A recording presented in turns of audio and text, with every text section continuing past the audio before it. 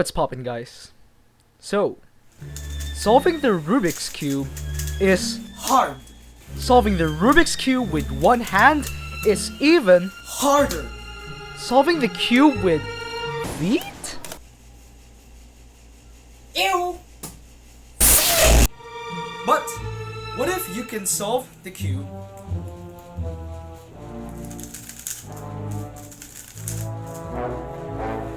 blindfolded? Are you In well, it might seem hard. But actually, blindfolded solving involves a few key simple concepts: setups, swaps, and restores, and a lot of memorization. But we all could improve on that. Okay, quick spoiler alert. I actually attempted to solve 2 cubes blindfolded. But the next thing I will be discussing are concepts in blindfolded solving. So if you wish not to see them, and rather to solve instead, you may want to skip to this time, and go ahead. Now, the one that I showed you earlier is part of a method developed by Old Pochmann in the early 2010s, also known as Old Pochmann, which involves swapping 2 pieces at a time. For edges, using an algorithm, Many of you cubers know this. It's called the T-Perm, and that is the algorithm used for swapping edges, and also a Y-Perm in swapping the corners, and also R-Perms if you have parity. Now, the pieces being swapped here are called buffer pieces. For Old Pochmann, the edge buffer is here, and the corner buffer is here. And that's where you use the algorithms to swap them with. For example, I want to switch this corner to here. And so I see this sticker on this side of the cube, and also the sticker on the bottom of the cube. And now I use the swapping algorithm to swap these corners together.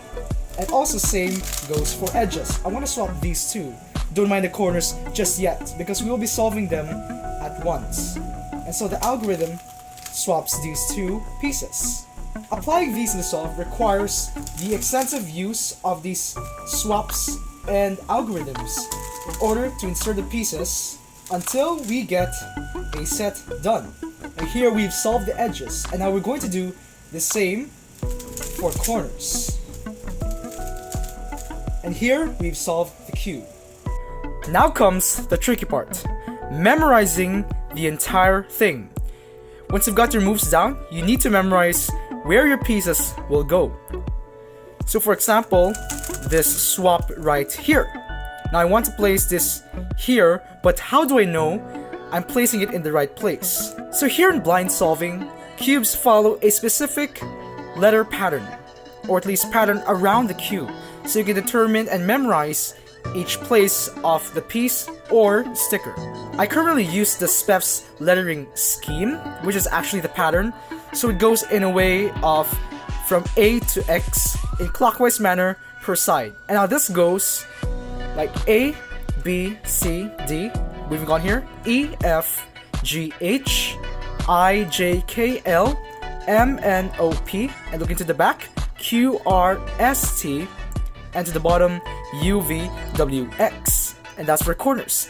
Edges also goes in a similar fashion as well, with A, B, C, D, E, F, G, H, I, J, K, L, M, N, O, P, Q, R, S, T, U, V, W, and X. When you start the solve, you actually begin your memo, and the solve time itself starts, meaning you have to organize how you're going to execute the solution. Now we have such an example here where this top layer of the cube is unsolved. So here we see in our buffer piece that we want to swap this to A, B, C, D, E, F, G, H, I. So it goes to the sticker I. And this I is supposed to go to A, B, C, D, because that's where the edge is supposed to be. And so from here, we can execute by setting it up for I, swapping with T-Perm, and restoring, and say for this with D. And now for corners, no, we don't do suiting, we don't do that. But here we look at our buffer piece, and this one goes to A, B, C, D, E, F, G, H, I, J, as these 2 match. And so you bring it down to set up, swap, and restore. And you see, it's solved.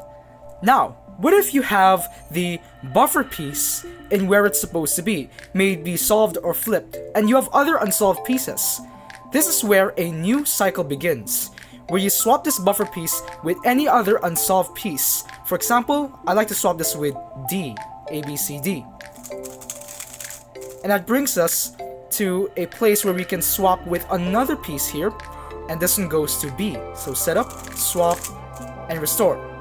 And finally, we have this going not to D, but to A, B, C, D, E, F, G, H, I. So we set that up, swap, and restore. So let's also have another example. Let's say our pieces are solved, but there are those that are flipped. This is where we apply another new cycle. So here we want to swap these two pieces. We did C here, and now we're going to re-swap them with I to flip the orientation of the pieces. Okay, so I've tried to memorize and solve the pieces, but there's still something wrong here. There are still two corners and two edges that still need to be swapped. This is actually called parity. This happens if you have an odd number of swaps for either edges or corners, but usually this is mostly linked to edges. So all you need to do after executing a certain part, let's say corners or edges, then we have the RA Perm. Or depending on your buffer, where the parity algorithm works. Alright, now let's finally get to the hardest part, memorization. Imagine you have memorized this set for corners and this for edges. Isn't it too much information at once? Breaking down definitely helps, using a story method for corners and an audio method for edges. Now corners are actually separated into letter pairs. So with our set of VD, SG, CT, W, and Q, we can separate them into VD, then SG, then CT, WN, and Q is separate. Now we take these letter pairs and form them up into a story, or actually begin first with words. For here I used VD as video, SG as Singapore, CT as cat, WN as win, and Q is substituted with quadrillions of dollars. Now with these words, I have come up with a story that I will video Singapore with a cat, so I can win quadrillions of dollars. And looking at this odd set of corner memo, I can actually guess that parity might occur after I do edges. Now edges, on the other hand, follows the audio method, where you also split up the set into letter pairs, but these letter pairs are pronounced as is. Now for this set, I have GB, ST, RJ, AL, EVD, and I break them up into GB as Gib, ST as Sat, RJ as Raj, AL as Al, EV as Ev, and D is separate. And from here, I've also guessed parity will occur after I execute edges. So my memorization to be executed in the solve is Gib, Sat, Raj, Al, Ev, D parity, then followed by corners. I will video Singapore with a cat so I can win quadrillions of dollars. And that's basically how memorization goes for 3 blind. I'm actually not the best at it either, but still try to work my best to improve at it. So, in summary, blind solving is looking at a cube and finding where the pieces need to go, memorizing those sequence of where the pieces need to go, and executing them. Something like this. And those were only 2 algs memorized. Personally, I use a different method of blind solving, which is just a little bit altered, and it's just how solving the edges.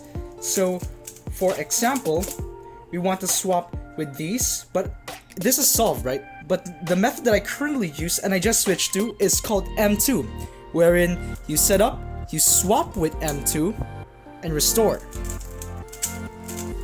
A little something like that. But it's something for another time. son of a Rubik's Cube school? Why are you telling me these? If you've sat through all of this blind solving discussion, first of all, thank you. Second of all, I did this because I wanted to leave this to you guys to understand how blind solving works, instead of assuming fake solves and cheating, though that can still be possible and warrant penalties. But more importantly, by leaving these, I want you guys to know that you can do this too. As hard as it may seem, if you can solve the Rubik's Cube or not, it's worth a shot. I like to share my story of getting into events like these, such as blindfolded solving and even Square One.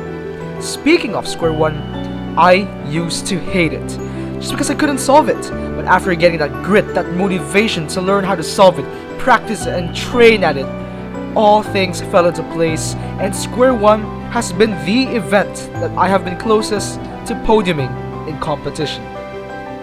Blind solving was a different story. For a long time, I wanted to get into it, but I thought I could never ever do it. I never tried. However, with the help and advice of cubing friends and peers, huge shout out to you guys, by the way, and on a certain night, getting the urge to at least try getting a success in 3 blind, I finally got it. In less than 15 and 3/4 minutes. Getting to all these points were a huge milestone for me, all because of that push, that motivation to try something new, and I firmly believe that you can too. No matter how hard Rubik's Cube is to solve, and no matter how hard it is to solve it blindfolded, I can say it's worth a shot. Don't be afraid to branch out and try something new, something that challenges you, something that pushes you to the limits. And before you know it, you'll get there to the top.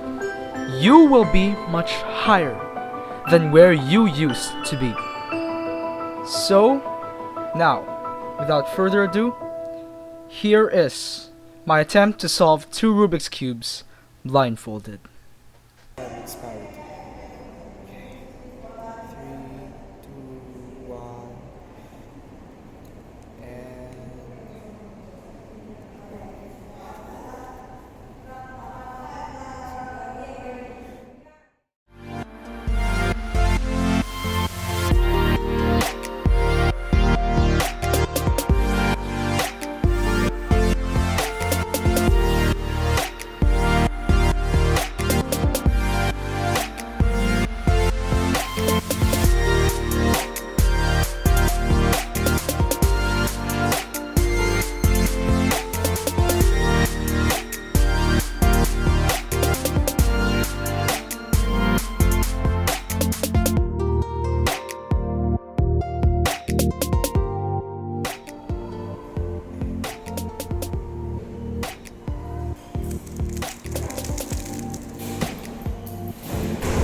oh, okay. I almost got it. What? This is like 2 corners twisted in the wrong way. Okay, that was actually like super finicky.